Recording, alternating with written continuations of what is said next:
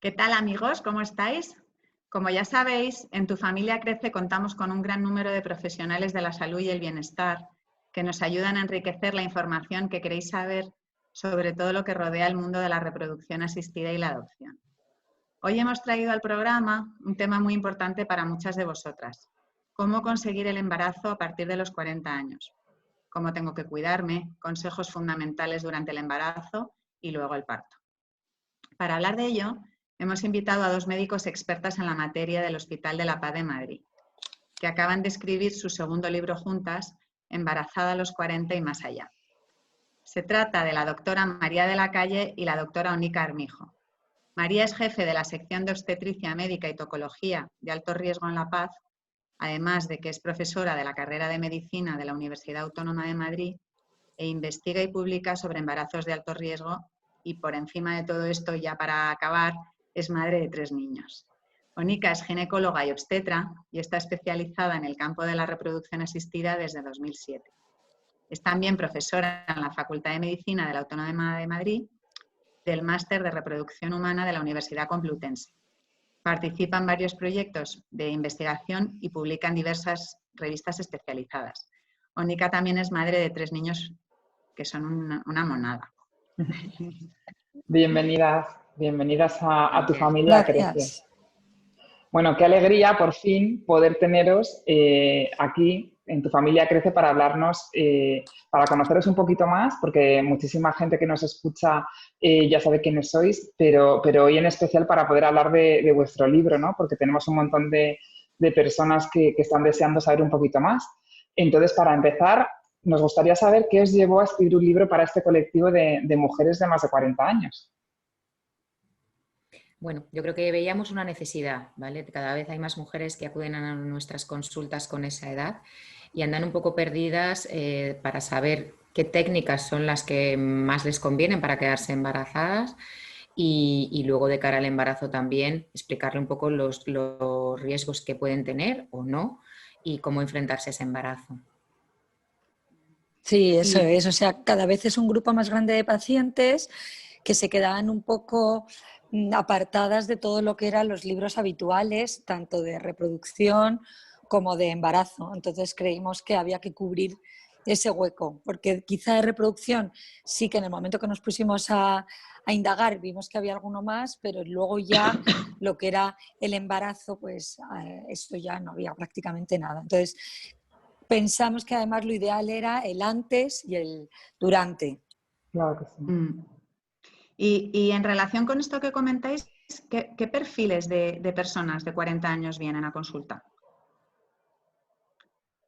Perfiles vienen desde mujeres solas, ¿vale? Que están deseando la gestación, parejas heterosexuales, parejas homosexuales, segundas parejas. O sea que tenemos un poco de todo. Un poco de todo. Y sí, luego son muchas mujeres que, como ya os podéis imaginar, que han ido postergando su maternidad, dando prioridad a su vida profesional, a tener pues una solvencia económica, y ya pues como ayer me decía a mí una, dice, es que ya cuando me quise dar cuenta tenía 40 años, sin haberlo yo casi ni planificado. Entonces, pues es verdad que la vida pasa muy rápido y uno ahora se embarca en otros proyectos y parece que como se encuentra muy bien físicamente o mentalmente, pues también el aparato reproductor va a acompañarle.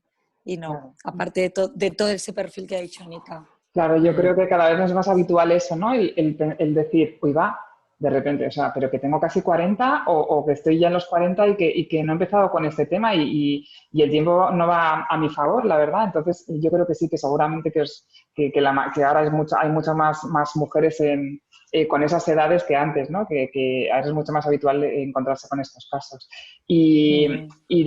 Bueno, por mi experiencia, ¿no? Yo pues me hicieron varios tratamientos de fertilidad y tal, y ahora investigando, actualizándome, y igual que Ángela, nos hemos dado cuenta que habláis en vuestro libro de lo que es el diagnóstico genético preimplantacional. Eso en nuestra época no se hablaba y entiendo que ahora, sobre todo para este colectivo de mujeres, es algo nuevo que ayuda, ¿no? a conseguir más embarazos. Contarnos un poquito en qué consiste. Bueno, hay que decir que esto es una técnica que no se realiza en la medicina pública en mujeres añosas. Estamos hablando de mujeres añosas por encima de los 40, podemos dejarlo ahí. Aunque ese apelativo, Nica, yo ya dije que a y no mí les no me gusta gusta nada. nada. Nada, Es un poco fea la palabra, sí. Sí, es feo. Pero bueno, el diagnóstico genético consiste en hacer una biopsia, coger un trocito del embrión una vez fecundado, con lo cual se tiene que hacer mediante técnica de fecundación in vitro, y analizar si es cromosómicamente normal.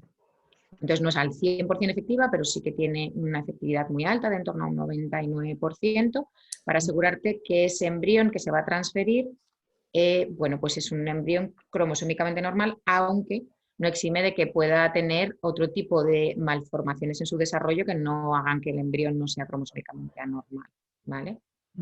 Pero te ayuda a seleccionar aquellos embriones que, imaginaros que hemos obtenido 10, pues a lo mejor 8 son cromosómicamente anormales y 2 son normales. De esa manera evitamos muchas transferencias fallidas de embriones en mujeres de esta edad que tienen más riesgo de tener embriones cromosómicamente anormales. Oye, y de la mano de esto, ¿en qué día se hace la biopsia al embrión? ¿Una vez que ya se ha fecundado? ¿Justo Pues antes de implantarlo o cómo se suele hacer? la tendencia actual es a realizar la biopsia en día 5, ¿vale? Porque Sí, ahí eso ha cambiado, ¿no? También. Sí, ha cambiado. Antes se hacía en día 3, en el que se cogía 1 o 2 células, porque el embrión ahí en ese momento suele tener en torno, imaginaos, entre 6 y 8 células, y ya en día 5 ya no es unicelular, sino que son muchas células, de forma que ya pueden coger un fragmento y se aseguran un menor daño del embrión, ¿vale? Lo que Claro, pasa es que luego porque, ese embrión lo tienen que congelar, no lo pueden claro, transferir de ese ciclo. justo eso es lo que te iba a preguntar. Si ese embrión, que se supone que es bueno y por eso se le va a hacer la biopsia, si sufre, claro, sufrirá algo, supongo, al hacerle la biopsia, ¿no? Bueno, eso es un poco controvertido, ¿vale? Hay publicaciones que dicen que es inocuo y que sí que aumenta las posibilidades de éxito, pero hay trabajos que dicen que, claro, es un daño que estás realizando al embrión y aunque tiene una capacidad de recuperarse, bueno, pues hay publicaciones que dicen que hay que tener, o que ojo, que no es inocua esta técnica, que algo, claro, dañas al embrión. Claro. Y un efecto secundario, por decirlo así, ¿verdad, Única? Que luego vemos nosotros en las consultas de obstetricia, es que al esperar tanto, pues eso favorece muchas veces la división de ese blasto, y entonces por eso vemos embarazos gemelares en pacientes que a priori solo les habían transferido uno, porque se produce la herniación de esa membrana pelúcida. Entonces nos estamos encontrando no solamente aumento de las gestaciones bicoriales o de los mellizos, como popularmente se llaman, porque les transfieren 2 embriones, sino aumento también de los gemelos idénticos, porque les transfieren un embrión en estadio de blasto que se divide posteriormente y que son gemelos iguales. Y son los monocoriales biamnióticos que están aumentando también mucho a consecuencia de estas técnicas de reproducción. Muy interesante todos estos datos. Sí, sí. Hablando de embriones, otra cosa que nos ha llamado la atención, que habláis en vuestro libro, es ese capítulo que le dedicáis a la donación y adopción de embriones, que para este tipo de familias es una gran opción hoy en día. Claro que sí, yo creo que hay que divulgar que existe esa posibilidad y que hay más de 500.000 de embriones criopreservados en España y que son embriones que se podrían adoptar. Bien, es verdad que la madre tiene que haber tenido menos de 35 años cuando se haya fecundado ese embrión, ¿vale? Pero es una técnica mucho más económica para la pareja. Es verdad que no se activa al 100%, tiene en torno a un 30-40% de posibilidades de éxito por cada embrión que te transfieren, pero es una opción para las familias. Igual que adoptas un niño cuando ya ha nacido, pues tú lo adoptas previamente, lo cuidas dentro del útero, le aportas, bueno, pues muchas cosas y además se sabe que ahí, además la madre no solamente lo está llevando, sino que le aporta también la activación y desactivación de determinados genes, que se llama epigenética, y se ha visto que también eso tiene una repercusión en ese niño. Sí, debíais de alguna manera darle un poco más de bombo y platillo a esto, porque creo que es totalmente desconocido. Por parte de la Sociedad Española de Fertilidad vamos a iniciar y de los pacientes, los padres que están sin niños, yo creo que es precioso la posibilidad. Sí, lo que Yo pasa que creo que también eso crea también un conflicto interno para muchos papás. O sea, si ya el hecho de hacer un tratamiento con óvulos de donante o con semen de donante, ya eso pues sí. también pues le revuelve mucho y les crea muchas dudas y luego durante el embarazo siguen dándole vueltas, pues imaginaos ya lo que es un embrión entero, Sí. donde Ya. no hay ni células del padre ni células de la madre. Y Entonces, luego pues... que las parejas a veces no quieren donar esos embriones, claro. O sea, tienen que ser No. parejas que decidan que los quieren donar, que luego tampoco es tan fácil. Sí. Mm. Bueno, de todas maneras no deja de ser unas opciones que antes no existían y que ahora, pues, para muchas mujeres que a lo mejor en un momento pensaron cuando eran jóvenes por alguna enfermedad o lo que sea que no iban a poder serlo y sin embargo, pues ahora con estas opciones que antes ni se planteaban, pues oye, por mucho que sí que haya que pensarlo y que obviamente pues no es una decisión fácil, pero bueno, son más opciones que antes no existían y bueno, es un Un avance avance, enorme. Claro que efectivamente. sí, Claro, claro que sí. Gracias a todas estas técnicas, muchas mujeres consiguen ser madres y entonces es un deseo que se ve cumplido y claro, que hace años no podía ser. claro, por eso. Mm. Oye, antes os hemos preguntado sobre los perfiles de mujeres de más de 40, pero en la segunda parte del libro que tengo aquí también hacéis hincapié o comentáis, vamos, los diferentes tipos de, los modelos de familia con los que hoy en día pues os encontráis, que supongo que eso también habrá cambiado, ¿no? Habrá evolucionado. ¿Nos podéis hablar un poquito con qué diversidad os encontráis de familia? Sí, bueno, y es un poco lo que comentábamos antes.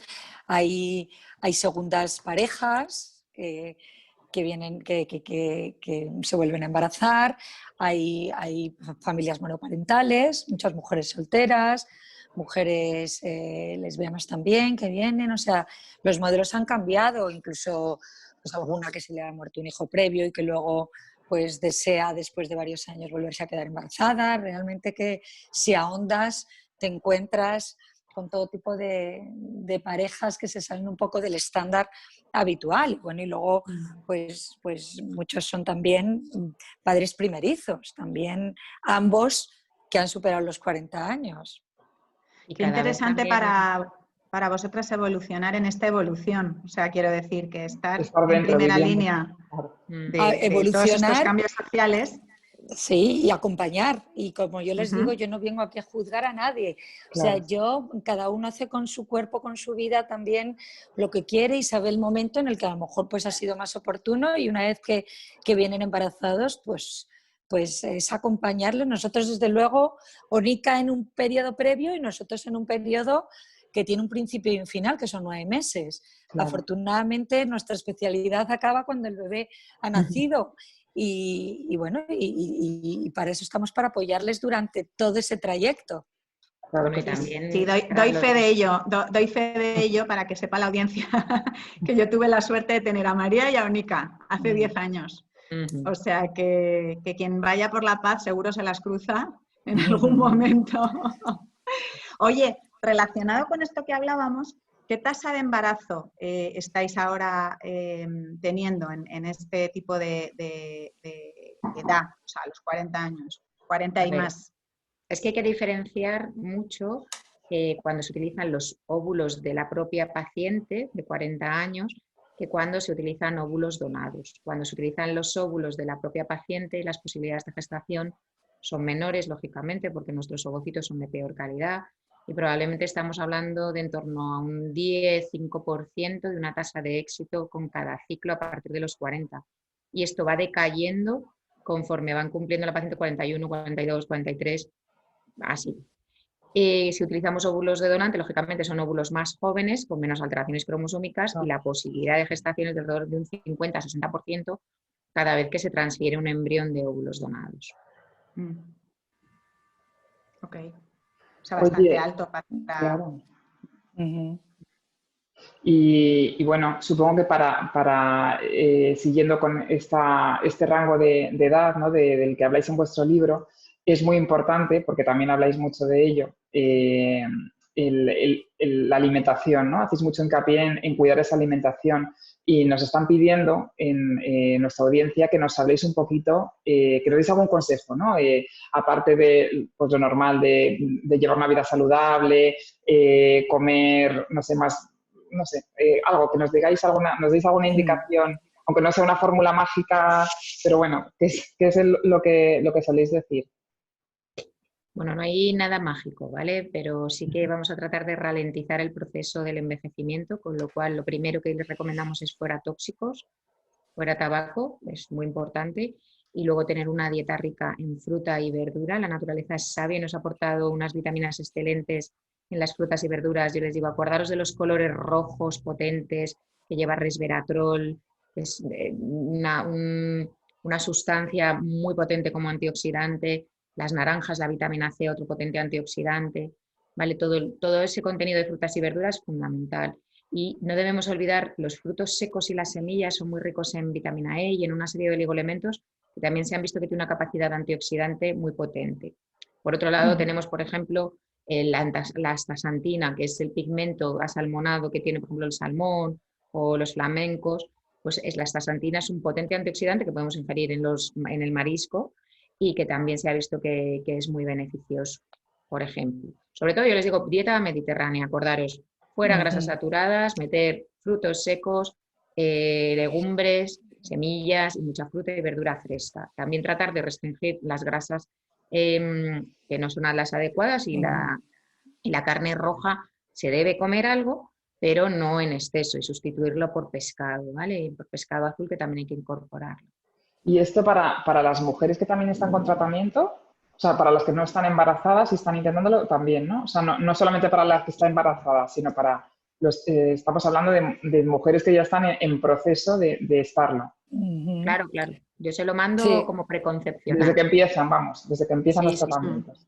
Sí, luego nosotros seguimos en el momento del embarazo. Es verdad que hay un capítulo en nuestro libro donde es de alimentación y nutrición, pero a la hora de escribirlo nos dimos cuenta que es que realmente aquí sí que no se puede diferenciar entre si tienes Claro, menos de 40 años claro. o más de 40 Depende de años, cada depende caso. también de la persona, depende Vale. del índice de masa corporal del que partas, porque es verdad que tampoco el momento del embarazo es el momento de hacer dieta ni perder peso, al contrario, lo que pasa es que una mujer que tiene ya una obesidad de base, pues le vamos a decir que engorde mucho menos que una mujer que es delgada, con un IMC normal. Y luego, pues la dieta mediterránea es verdad que volvemos siempre a lo mismo, pero es que es la que ha demostrado que en el embarazo hay menos riesgo de diabetes gestacional, hay menos riesgo también de hacer otra serie de complicaciones.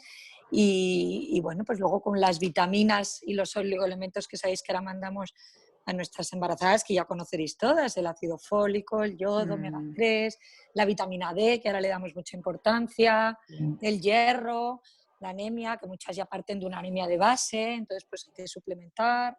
Entonces todo esto sí que merece la pena en la primera consulta, sí que emplear un poquito de tiempo en estos hábitos saludables, recordarles cuáles son los alimentos que pueden producir infecciones, que pueden producir toxoplasmosis, como los embutidos, que pueden producir listeriosis, como los quesos sin pasteurizar, el anisakis. Es decir, yo creo que todo esto forma parte también un poco de los hábitos saludables que toda embarazada debería de llevar. Sí. Mira, de hecho, tengo aquí una pregunta con respecto a las complicaciones. Nos preguntaba un oyente qué complicaciones puede tener en el embarazo a partir de los 40 y qué mensaje, y esto es de nuestra cosecha, qué mensaje tranquilizador le podríais dar. Pues una vez que ya se han quedado embarazadas, lo podemos dividir en complicaciones de la mamá, que básicamente, pues si no traen ninguna enfermedad de base, que algunas ya arrastran a lo largo de los años previos, pues sus enfermedades, su diabetes, su hipertensión. Si son chicas sanas, pues también hay más riesgo de diabetes y hipertensión en el embarazo. También hay un poquito más de riesgo de trombosis, hay un poquito más de riesgo de colestasis intrahepática, que es aumento de los ácidos biliares, solo por tener más de 40 años. Eso con respecto a la madre. Con respecto al feto, pues ya sabéis que si son ovocitos propios, pues hay más riesgo de síndrome de Down. Parece que hay un pequeño riesgo también un poquito de algunas malformaciones que señalamos en nuestro libro, hipospadias, pioquinovaros, algún tipo de angioma, sobre todo también si vienen de técnicas de reproducción.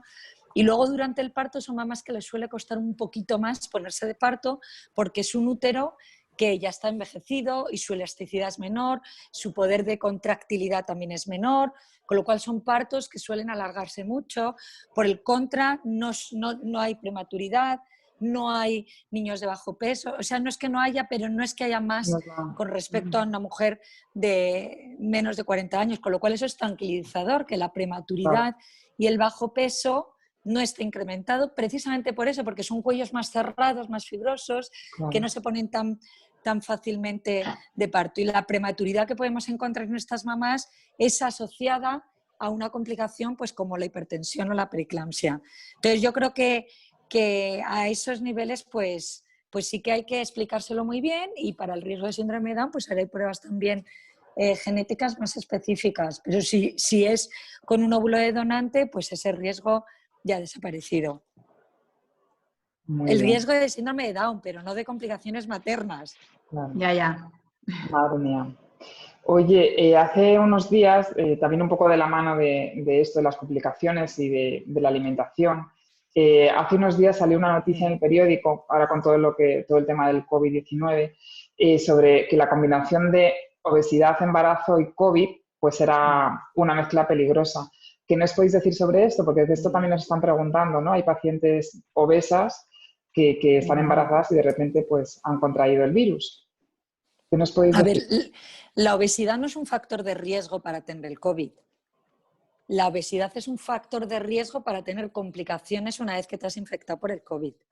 Y eso da igual que estés embarazada o no. Y es verdad que nosotros hemos tenido varias pacientes en la UCI y justo eran pacientes obesas. Entonces, pues ese es el mensaje que hay que transmitir. Pero no por el hecho de estar embarazada tienes más predisposición a tener COVID, ni no por el hecho de estar embarazada, una vez que te has infectado, te vas a complicar más.